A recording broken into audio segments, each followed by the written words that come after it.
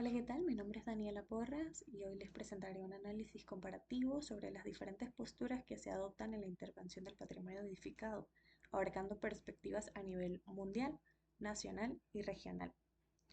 ¿Ok? Comencemos con una breve contextualización histórica. Primero tenemos la superposición en la antigüedad y la Edad Media. En estas épocas, las intervenciones ocurrían de forma acumulativa sin un criterio crítico, es decir, se sumaban elementos y estilos de manera espontánea. Luego encontramos lo que es el clasicismo renacentista, el cual se produce un cambio en el cual se busca reordenar el patrimonio basándose en los principios del clasicismo y creando un orden y una unidad estética. Como número 3 tenemos la visión del siglo XIX. Aquí ya se hace una evidente tensión entre dos posturas.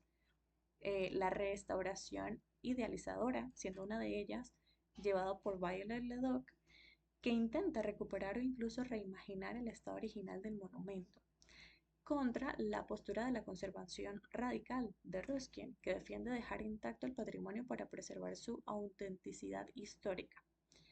Y ya luego, la cuarta etapa, vemos lo que es la restauración científica moderna, donde se establecen los criterios para las intervenciones mínimas, reversibles y claras en cuanto a la diferenciación entre lo original y lo añadido, fundamentando todo en normativas internacionales que aseguran una intervención respetuosa y documentada. Ok, vamos a ahondar un poco más en lo que es la postura conservacionista de no restaurar.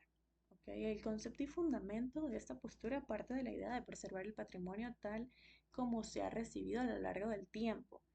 Se defiende la conservación de la autenticidad y la pátina acumulada. Desde los textos se aprecia que para pensadores como John Ruskin, el monumento posee un valor intrínseco derivado de su historia. Cada marca del tiempo, cada reparación, desgaste o intervención pasada es parte del testimonio del objeto. Ruskin insiste en que no tenemos derecho a tocarlos porque estos bienes pertenecen no solo a la generación del presente, sino a todas las que han pasado y a las que vendrán. La intervención bajo esta visión se estima como una agresión que borra la autenticidad histórica. Bien, aquí vemos las dos grandes frases de Ruskin. Ahora, ¿cuáles son las ventajas y las desventajas? La ventaja se conserva la integridad histórica y se muestra la evolución material, es decir, las estratificaciones del monumento, permitiendo una lectura directa de su vida y de su transformación también. Y en cuanto a los desafíos o desventajas, hay un enfoque que puede implicar dejar deterioros estructurales sin resolver y limitar el uso actual o la funcionalidad del espacio, ya que el énfasis está en no a la intervención. Ahora, la postura restauracionalista idealizadora. El concepto y fundamento de esta postura se asocia con las ideas de Eugenie Viollet-le-Duc, quien defendía la restauración como un medio para alcanzar la perfección estética de un monumento. Se parte de la hipótesis de que existe un estado ideal al que el monumento debió llegar y si es necesario se agregan elementos que puedan no haber existido en la obra original y se entiende como un proceso activo en el cual la intervención actúa para completar o culminar el proyecto histórico, interpretando de forma idealizada el pasado. ¿Okay? Los puntos clave de la filosofía de Viollet-le-Duc eran recuperación de la autenticidad. Viollet-le-Duc partía de la idea de que el objetivo principal de la restauración era devolver a los monumentos su autenticidad original, es decir, rescatar y resucitar esa esencia estética, constructiva que definió el edificio en su momento. Darle un retorno a los estilos originales e ideales. Su enfoque, conocido como restauración estilística, promueve regresar al monumento a su estado original, buscando reflejar no solo su forma inicial, sino también los ideales y valores estéticos que se plasmaron en su concepción.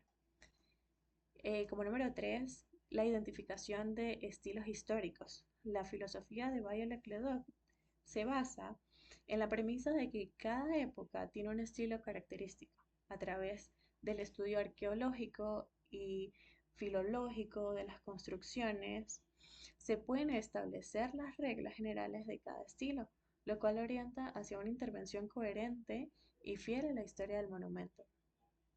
Y como último punto clave de la filosofía de Viollet-le-Duc es la intervención basada en el análisis crítico. Antes de intervenir, es fundamental un estudio minucioso que determine los elementos genuinos del monumento, orientando la restauración hacia la recuperación del espíritu original sin introducir modificaciones arbitrarias. Bien, vamos a estudiar un poco sobre las ventajas y las desventajas de esta postura.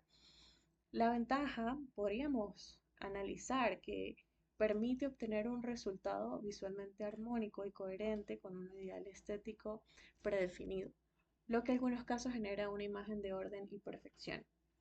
Y como desventaja, se corre un riesgo principalmente de perder la autenticidad, ya que al agregar elementos ideales se pueden eliminar o disimular las huellas naturales y las estratificaciones históricas que dan el valor real y documental al patrimonio. Ahora, la postura de restauración científica o crítica. Esta postura es representada por figuras como Camilo Biotto y en sentido crítico por César Brandi. Esta postura se basa en la aplicación de criterios científicos y metodológicos para la intervención. Se propone una intervención mínima y diferenciada en la que se distinguen claramente las secciones originales de las partes añadidas.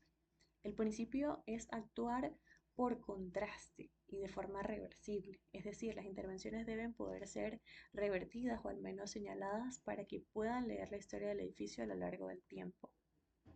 Los puntos clave de la filosofía de la restauración, según Camilo Biotto, son los siguientes.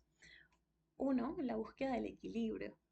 Boito propuso un enfoque intermedio entre las posturas anteriores. Su intención era evitar los excesos de una reconstrucción imaginativa y al mismo tiempo no dejar de intervenir cuando fuera necesario. Como segundo, la defensa de la historicidad. Para Boito, la intervención restauradora debía respaldarse en criterios que defendieran la evolución histórica del monumento. La recuperación de la imagen original también era otra de sus puntos clave de su filosofía. Bien, su visión no solo abogaba por la preservación de la historia, sino también por la recuperación de la imagen antigua del monumento. También encontramos la influencia normativa. La propuesta de Boito tuvo un impacto notable en la política cultural y patrimonial italiana, orientando a los legisladores en la creación de leyes y normativas para la conservación de monumentos, antigüedades y obras de arte. Y por último, como punto clave de su filosofía, tenemos la restauración como proceso crítico. Cada monumento, según Boito, debe ser tratado de manera particular, el mínimo buscando siempre el mínimo interventivo que garantice la integridad histórica y estética. Ok, veamos un poco cuáles serían las ventajas y las desventajas. La ventaja es que permite la transparencia en la intervención. Se documenta cada acción y se mantiene visible la evolución histórica del monumento. Además, la reversibilidad ofrece la posibilidad de corregir las actualizaciones, las intervenciones en el futuro.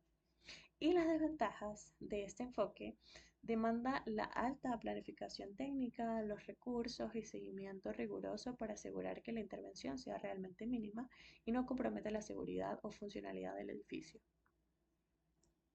Ahora, tras presentar las posturas iniciales del siglo XIX sobre la restauración, se llega a un punto de inflexión. Es en ese momento donde surge la necesidad de criterios unificados y normativos que se insertan las cartas y normativas internacionales. Tenemos como primero y una de las más importantes la Carta de Atenas de 1931, donde se plantea la necesidad de instituciones para regular la restauración.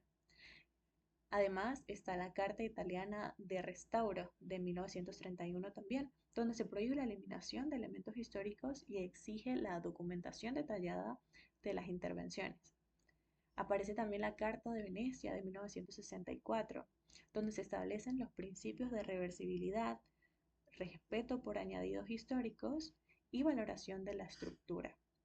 Y por último, tenemos la Carta del Restauro de 1972, donde se define la restauración como cualquier intervención que mantenga la vigencia y facilite la lectura de las obras.